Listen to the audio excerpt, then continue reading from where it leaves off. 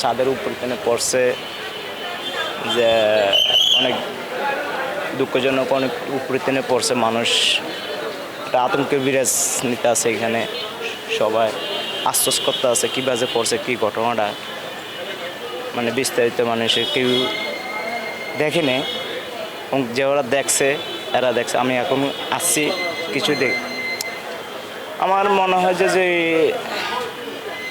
আসলে এরা যারা দায়িত্বশীল আছে এরা এগুলো তল্লাশি নিলে এরা বলতে পারে যে আসল ঘটনাটা কী হচ্ছে, কী বাজে কী ঘটনাটা ঘটছে।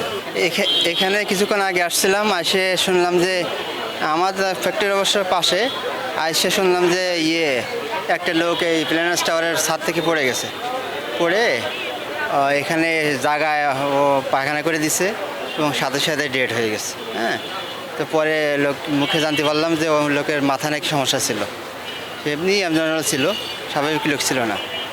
তো হয়তো সুইসাইড করছে বা নিজে নিজে কোনো সমস্যার কারণে পড়ে গেছে, এরকম তো কোনো অথেন্টিক কোনো নিউজ পাওয়া যায়নি এই পর্যন্ত। দেখলে অনেকেই বললো এখানে, আমি জিজ্ঞেস করলাম যে ভাই এর লোকটা পড়লো কি কোনো সমস্যা বা কোনো অসুস্থ ছিল নাকি।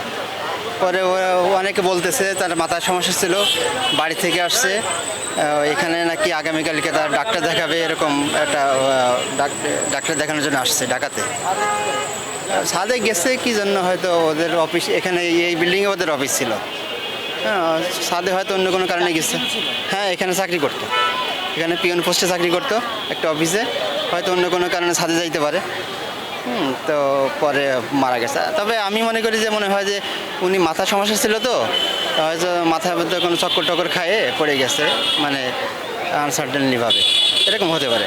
সেটা তো আগে থেকেই চিনি আমরা, আগে ভালো ছিল, এখন শুনতেছি যে বাড়ির থেকে আইসে মাথা নাকি অসুস্থ ছিল, মাথার সমস্যা ছিল। আগে তো ভালো ছিল, একসঙ্গে চলাফেরা করছি আমরা।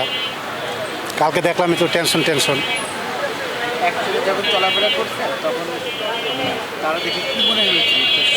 না, তখন তো ভালো ছিল, এখন তো ওর সাথে মনে করেন 1-1.5 মাস ধরে দেখা নাই। কালকে দেখলাম এখান থেকে ওখানে হাইটে গেল আর কি, চায়ের দোকানে দেখলাম একটু টেনশন। তো সবসময় দেখলে বলে ভাই কেমন আছেন, তো কালকে দেখলাম যে একটু মন খারাপ, তো মনে করলাম যে হয়তো কোনো সমস্যা থাকতে পারে, এই জন্য ডাক দিই নাই।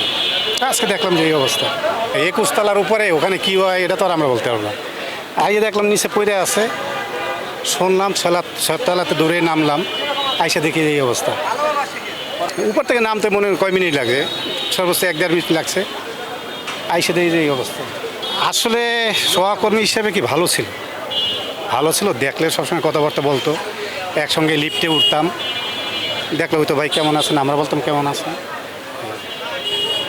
রবি স্যারের অফিসে চাকরি করে, সবসময় এখানে দেখা হইতো, অনেক দিন ধরেই আসছিলাম একসঙ্গে।